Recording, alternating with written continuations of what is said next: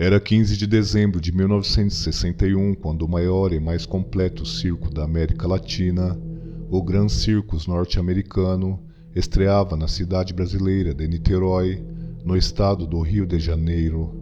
O circo contava com 60 artistas, 20 empregados e 150 animais. O proprietário Danilo Stevanovic apostava na inovação, portanto trocou a lona puída do circo por outra de nylon que pesava cerca de 6 toneladas e era facilmente inflamável. A montagem do circo demandava muito tempo e mão de obra, então Danilo decidiu contratar 50 trabalhadores avulsos, entre eles Adilson Marcelino Alves, que tinha antecedentes criminais por furto e apresentava problemas mentais que o impediam de realizar suas tarefas com destreza, levando-o à demissão apenas 2 dias depois da contratação. Tal atitude de Danilo deixou Adilson tão furioso que ele passou a rondar as imediações do circo de forma sorrateira.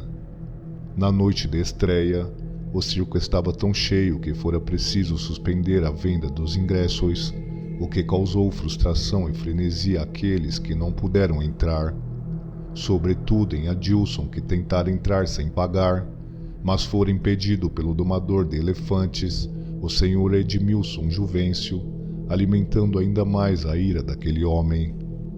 No dia seguinte, 16 de dezembro, sábado, o ex-contratado continuava a perambular nas imediações do grande circo, passando a provocar o arrumador Maciel Felizardo deliberadamente, acusando-o de tê-lo demitido.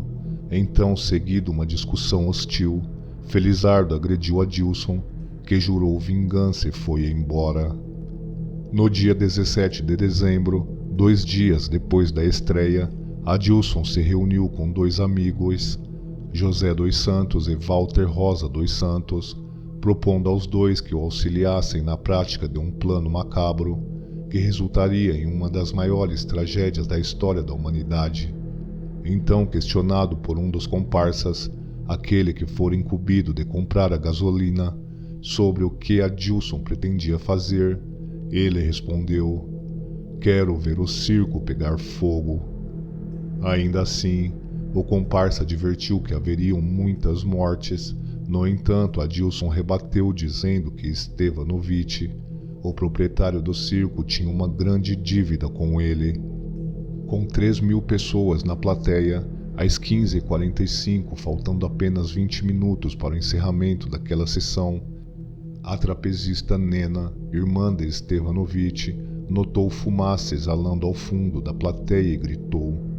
Em apenas 5 minutos, o circo era devorado pelas chamas incontroláveis que ceifaram as vidas de 370 pessoas na hora, e quando as equipes do resgate chegaram no local, a sombria estatística ultrapassava a marca de 500 vítimas fatais, sendo 70% delas crianças. Em meio ao caos e terror ali instaurados, um elefante chamado Sema ironicamente salvou a vida de centenas de pessoas quando rompeu parte da lona em sua fuga desesperada. Por infeliz coincidência, naquele dia, a classe médica do Rio de Janeiro estava em greve, portanto o Hospital Antônio Pedro, sendo o maior de Niterói, permanecia fechado. Desesperada, a população arrombou as portas e os médicos em greve foram convocados através de rádios, assim como soldados do Exército Brasileiro e médicos de clínicas privadas. Comovidos, todos compareceram. Outros circos, cinemas e teatros de Niterói e outras cidades vizinhas cancelaram seus shows para averiguar se haveriam médicos entre o público. Tamanha era a catástrofe. Padres também foram convocados para darem a extrema-unção às vítimas que fatalmente não sobreviveriam. Nos dias seguintes, várias personalidades da elite fluminense e brasileira deslocaram-se a Niterói para prestar o máximo de apoio e auxílio às vítimas e seus familiares e amigos. Dentre estas personalidades estava o então presidente João Goulart. As agências funerárias não tinham mãos e tempo a medir, tamanho o número de caixões necessários para enterrar os corpos. Adilson foi preso dias depois da tragédia, junto aos seus 2 comparsas. Em 24 de outubro de 1962, quase um ano depois do ocorrido, Adilson foi condenado a apenas 16 anos de prisão e mais 6 anos de internação em manicômio judiciário. 11 anos depois, Adilson foge da penitenciária Vieira Ferreira Neto, em Niterói, e é encontrado morto com 13 tiros de arma de fogo no alto do Morro Boa Vista.